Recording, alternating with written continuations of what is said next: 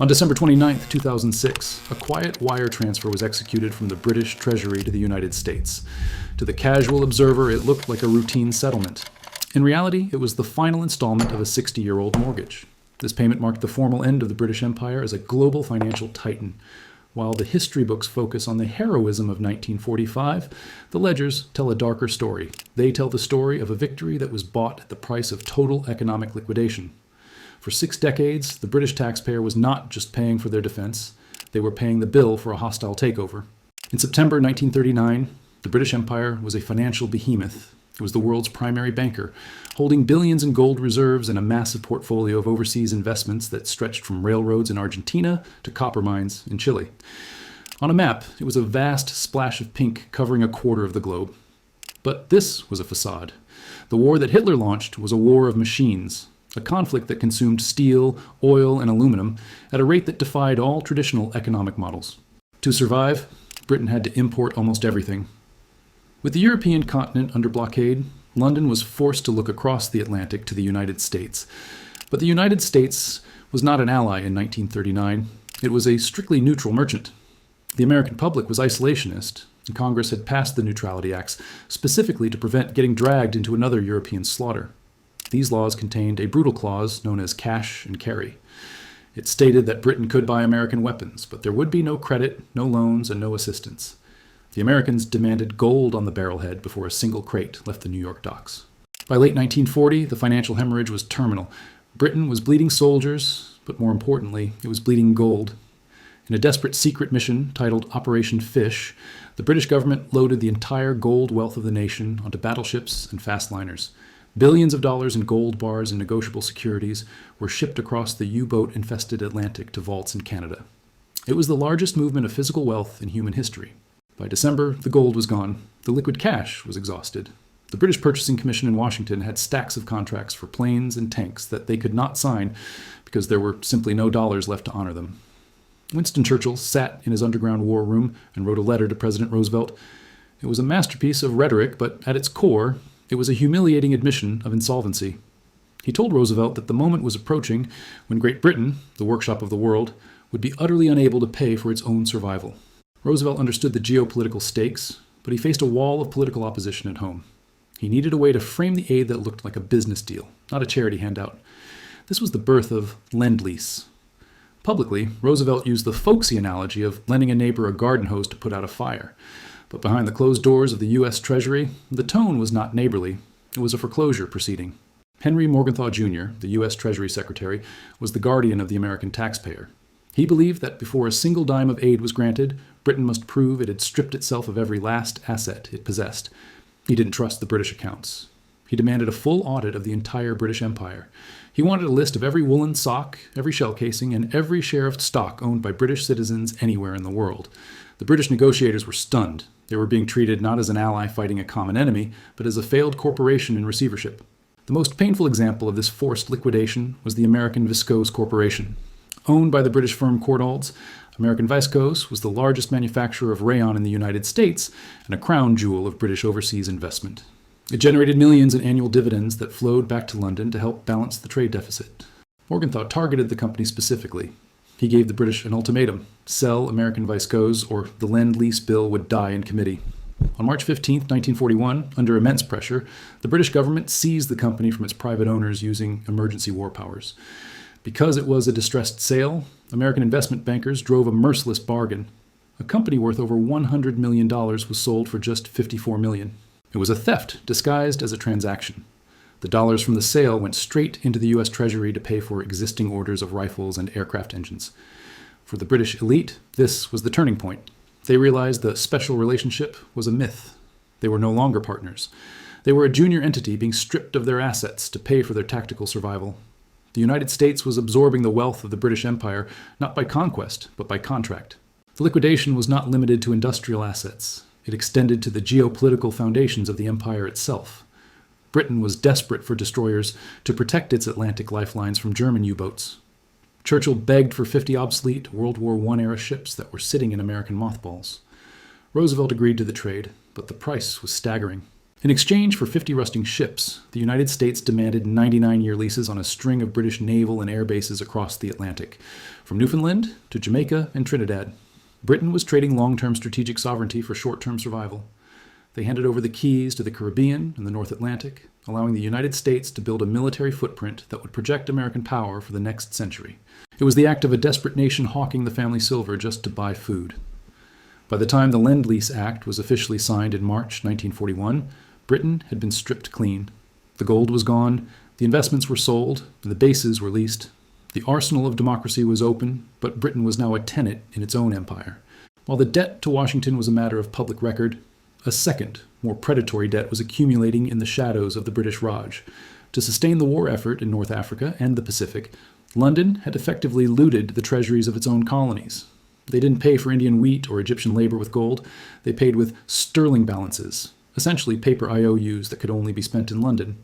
By 1945, these balances had ballooned to over £3.5 billion.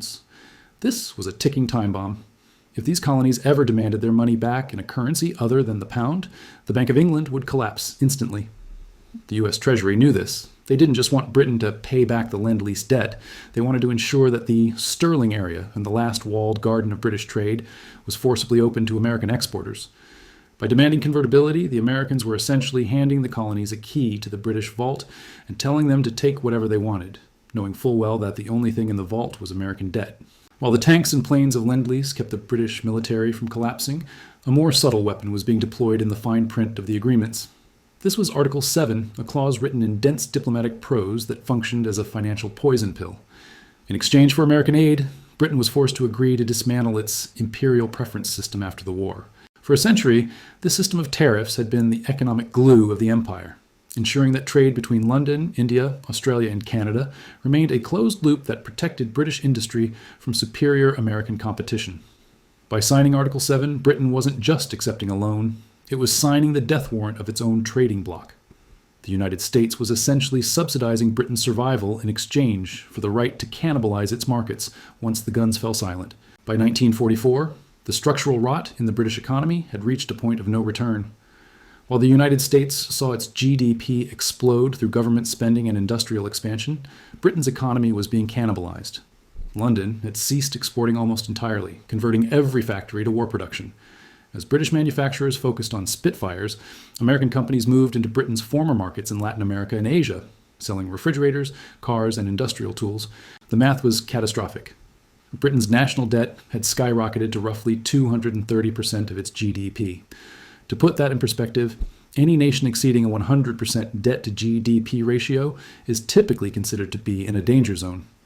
At 230%, Britain was effectively a zombie state. It was a nation that had spent its past to secure its present, but now possessed no future. Every hour the war continued, the financial center of gravity shifted further away from the City of London and toward the U.S. Treasury. The final blow to British financial sovereignty was delivered not on a battlefield, but in a hotel in New Hampshire. In July 1944, representatives from 44 nations gathered for the Bretton Woods Conference to design the post-war global economy.